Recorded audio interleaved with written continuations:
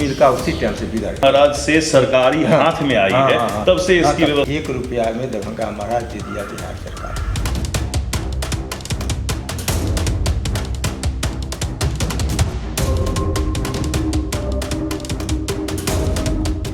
नमस्कार, मेरा नाम अभिजीत है और आप DTW 24 न्यूज़ देख रहे हैं।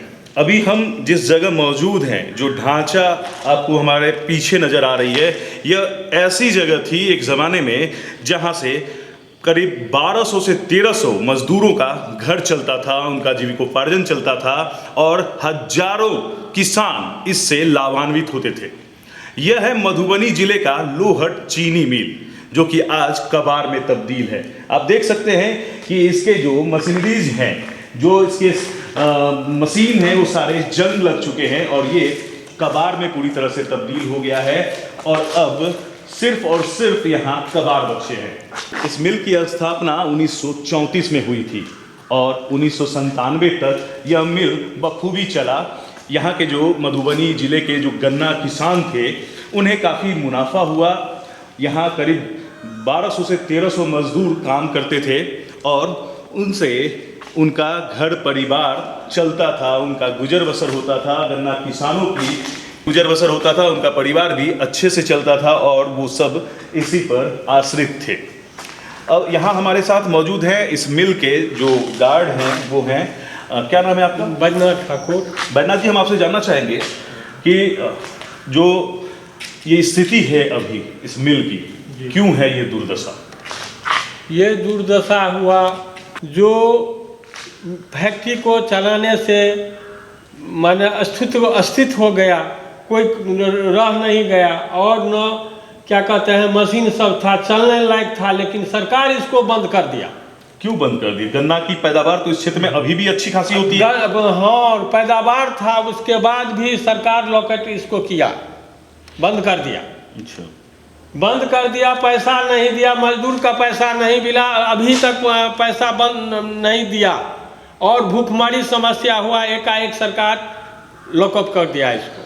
आखिर क्यों ऐसा हुआ, हम ये जानना चाहते हैं। सरकार के सामने में क्या समस्या थी, आखिर स्थिति क्या आई ऐसी जिसके कारण जो है सो आप बताएंगे। पहले दरभंगा महाराज का चीनी मिल था। अच्छा, दरभंगा महाराज ने 1 रुपया में बिहार सरकार को कॉर्पोरेशन को चीनी सुपर्द कर दिया। उस टाइम जगन्नाथ मिश्र, तो जोर से बोलिए। उस टाइम में जगन्नाथ मिश्र थे आपको मुख्यमंत्री।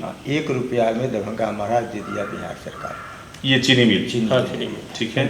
उसके बाद जब से सरकार लिया, तब से इसमें मतलब प्रोडक्शन होता था, मतलब गन्ना भी किसान को पैसा सरकार देता था। उसके बाद जो लकड़ी आता था सरकार देता था पैसा। मतलब स्थिति मिल का उसी टाइम से बिगड़ गया है। तो मतलब जब से ये दरभंगा महाराज से सरकारी हाथ में आई है, तब से इसकी व्यवस्था, वो सरकारी वाली व्यवस्था जो होती है वो हो गई है। ये आपका कहना है? हाँ, यही कहना है, यही होगा।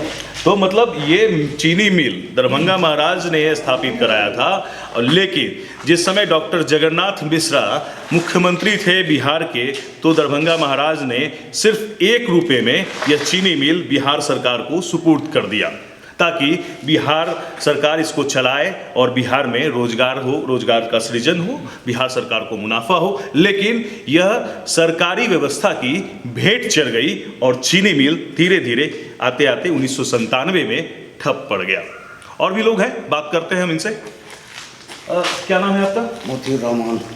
मोती जी, क्या जानते हैं आप इस मिल के बारे में? इसमें तो हम फिटर हैं, इसलिए हम लोग 97 में फैक्ट्री चलाने के लिए चलने के पोजीशन में आ गया था। फैक्ट्री 10 रोज में चल जाएगी, लेकिन सरकार का ऊपर से आदेश आया। उस टाइम में लालू प्रसाद मुख्यमंत्री थे, उसने आदेश दिया कि सभी फैक्ट्री का काम ठप कर दो, बंद कर दो। बस उस पर इंजीनियर वगैरह जितना भी थे सबको बंद कर दिए। भाई सीजनल जो भी है, मौसमी कर्मचारी, वो सब कुछ आ गया था, सबको रिटर्न कर दिया गया। और जो परमानेंट है वो कार्यरत रहे। उसके बाद जो असली परमानेंट है वो जो है सो रह गया, बाकी सब चला गया, सबको हटा दिया। मतलब मुख्यमंत्री जिस वक्त डॉक्टर जगन्नाथ मिश्र थे उस समय यह सरकार के हाथों में आया था। हाँ। और लालू प्रसाद के समय 1997 में, उसी के टाइम में बंद हुआ। और लालू जी के समय में बंद हाँ, हुआ। बंद हो के गया। समय में बंद हो गया।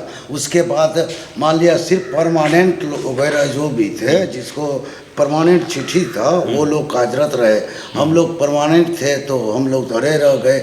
सरकार यानी 16 में फिर चिट्ठी निकाला कि इसको जितना कट ऑफ डेट है परमानेंट हो सबको बंद कर दो, तो सबको बंद कर दिया। लेकिन हम लोग पैसा के लिए सरकार से बहुत लड़ते रहे कि हम लोग का तनख्वाह 92 से बाकी है अभी तक।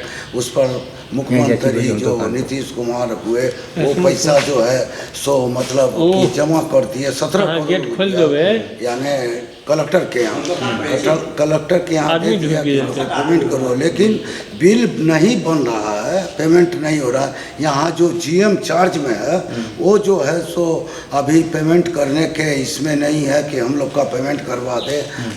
16 के बाद अभी हम लोग ड्यूटी मानते में है, वो भी 4 साल से मानदे में है। पैसा कहा कि अप्रूवल भी दिया लेकिन पैसा पेमेंट नहीं कर रहा है। अभी तक पैसा नहीं दिया। हम लोग वैसा ही हैं। अच्छा, अभी के कुछ साल पहले जब चुनाव आता है तो सभी वादा करते हैं कि चीनी मिल चालू किया जाएगा। क्या आप लोगों को लगता है कि इस बात में दम है? क्या ये सही बात है कि ये अब चालू होने की स्थिति में है मिल को? अभी मिल यानी 20 बरस हो गया बंद हुए। ये तो कास्ट आयरन है, ये तो जंग इसको खा गया। पाइप वगैरह टूट के गिर रहा है, चदरा सब टूट गया, सब गिर रहा है, मशीन सब जंग लग गया। तो इसको चलाने के लिए फिर से कोई कंपनी अगर रहेगा तो खोल के जो इसका पार्ट्स काम नया लगाना होगा। ये पहले कांग्रेस का टाइम का मॉडर्नाइजेशन बनाया हुआ है, लेकिन अब ये सिस्टम नहीं चलता है।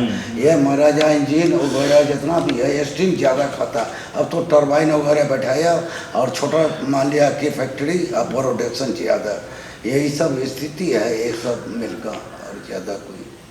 तो आपने देखा कि यह चीनी मिल लोहट चीनी मिल है जो कि मधुबनी विधानसभा क्षेत्र के अंदर आता है।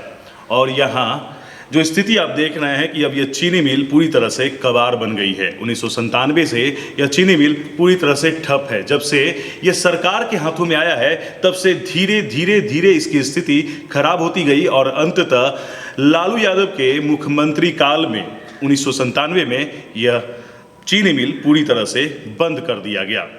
इतना ही नहीं, इसके जो एम्प्लॉयज़ थे वो कई रिटायर्ड भी कर गए, लेकिन अब तक इनके वेतन का भुगतान नहीं किया गया है। अगर ये चीनी मिल चालू रहता 1997 के बाद भी तो फिर यहाँ हजारों लोग आज काम कर रहे होते, हजारों लोगों को रोजगार मिला होता, साथ ही लाखों किसानों को भी अच्छी खासी आमदनी होती जो किसान गन्ने की पैदावार करते हैं। हालांकि चीनी मिल बंद होने के बाद से किसानों का भी गन्ने से मोह भंग हो गया है और अब मधुबनी जिले में काफ़ी कम मात्रा में ही गन्ना के किसान बचे हुए हैं जो गन्ना की पैदावार करते हैं। मधुबनी जिले में लोहट चीनी मिल के अलावा सकड़ी चीनी मिल भी है, उसकी भी स्थिति यही है, वो भी बंद पड़ा हुआ है। उसके भी जो मशीनरीज हैं वो सारे कबाड़ हो चुके हैं। लेकिन जब भी चुनाव आता है, चाहे वो विधानसभा का चुनाव हो या लोकसभा का चुनाव हो, उस समय नेता ये दावे करते हैं कि इन मिलों के चिमनी से धुआं निकलेगा। आपको याद होगा कि आज से 5 साल पहले जब नीतीश कुमार एक चुनावी कार्यक्रम में मधुबनी जिला आए थे तब उन्होंने कहा था कि बहुत जल्द सकड़ी लोहट और रैयाम चीनी मिल से जो है धुआं निकलना शुरू होगा। मतलब यह मशीन यहाँ चालू होंगे, यह मिल चालू हो जाएगा और लोगों को रोजगार मिलेगा। लेकिन उनका ये जो वादा था वो बिल्कुल झूठ निकला। 5 सालों में यह मिल चालू तो नहीं हुआ, लेकिन साल दर साल इसके मशीनरी जो हैं वो कबाड़ जरूर होते गए और ये स्थिति अब बन गई है कि अब यह मिल फिर से चालू नहीं हो सकता है जब तक इन मशीनरीज को हटाया ना जाए। इनका जो इंफ्रास्ट्रक्चर है वो पूरी तरह से बर्बाद हो गया है। पूरे नए इंफ्रास्ट्रक्चर की ज़रूरत है, नए मशीनरीज की ज़रूरत है। अगर कोई भी नेता ये कहते हैं कि इस स्थिति में इस मिल को चालू कर देंगे, इस मिल की चिमनी से धुआं निकलेगा, तो वो बिल्कुल गलत है। और हमारा आपको ये खबर दिखाने का मकसद भी यही है कि नेता जो दावा करते हैं कि ये मिल चालू हो जाएगा, तो वो कितना सच है और कितना झूठ, इसी के लिए इस मिल के अंदर आकर हम आपको ये ग्राउंड रिपोर्टिंग दिखा रहे हैं कि आप भी देखें कि यह मिल चालू होने की स्थिति में है या नहीं।